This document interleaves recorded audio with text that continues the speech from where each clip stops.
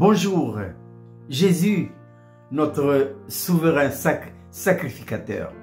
Voici la manne du matin. Et notre belle petite manne nous vient de l'auteur de l'Épître aux Hébreux qui dit ceci. Hébreux 4, 15.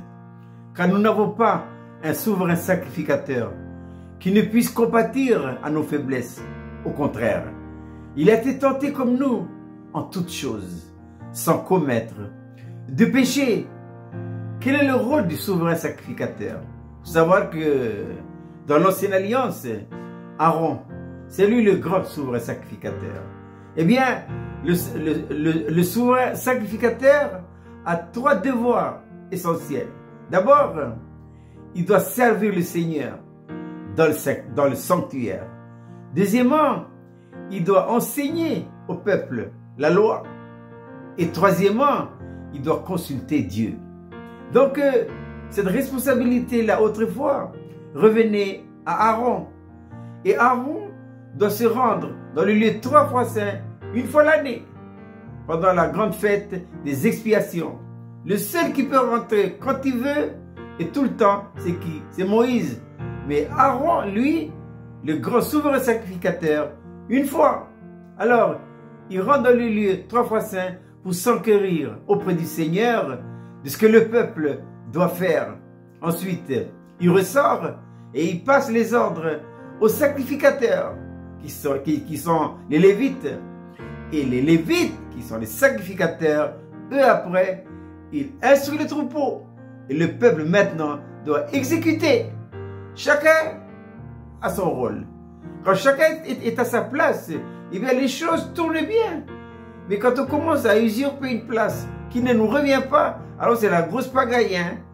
Les religieux, ceux qui se disent ministères ou responsables spirituels, doivent s'occuper des affaires de Dieu. Le reste, ça ne les concerne pas. Non.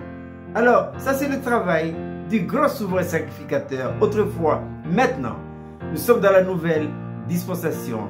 Aaron n'est plus là. Mais les enseignements sont là maintenant. Hein. Qui remplace Aaron dans cette dispensation? C'est le Seigneur Jésus-Christ. C'est la manne de ce matin. Voilà. Donc Jésus, il est notre grand souverain sacrificateur. Il est où maintenant? Il est au ciel. Il se tient à la droite du Père. Et il intercède pour vous et pour moi. Et comme disait la manne de ce matin, eh bien, il compatit à nos faiblesses. Et pourquoi? Parce que lui-même a été tenté comme nous en toutes choses. Il était enfant, bébé et enfant comme nous. Il a été jeune comme nous. Il a été adulte comme nous. Donc il connaît quels que soient les problèmes et les difficultés que nous traversons. Le Seigneur ce matin nous fait un clin d'œil. C'est pour dire, je suis passé par là. Je connais le problème. Donc il intercède pour vous et pour moi. Le témoignage que le Père intervient et nous donne des grâces. Et toutes les prières du Seigneur Jésus-Christ ont toujours été exaucées. Ainsi, Jésus lui-même, il a passé des temps difficiles. Il a souffert en toutes choses. Il n'a jamais commis de péché. Hein? Oui, mais il a souffert. Devant la tombe de Lazare, il a pleuré. À côté du puits de Sichar, eh bien, il était fatigué. Il a faim. Et les disciples même, ils l'ont lâché. Ils ont renié. Donc, je répète, quels que soient les problèmes, les difficultés que nous traversons tous, souvenons-nous-en de la manne de ce matin. Jésus, notre souverain sacrificateur, il est à la droite du Père et il intercède pour nous. Alors, levons les yeux, comme dit le psalmiste, psaume 121. Je lève les yeux vers les montagnes, d'où me viendra le secours. Le secours me vient du grand souverain sacrificateur qui intercède pour nous auprès du Père. Je répète, c'est une belle petite manne pour ce matin. Jésus, notre souverain sacrificateur. Hébreux 4, 15.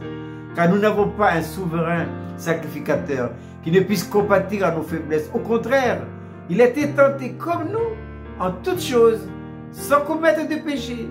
Je vous souhaite de passer une agréable journée.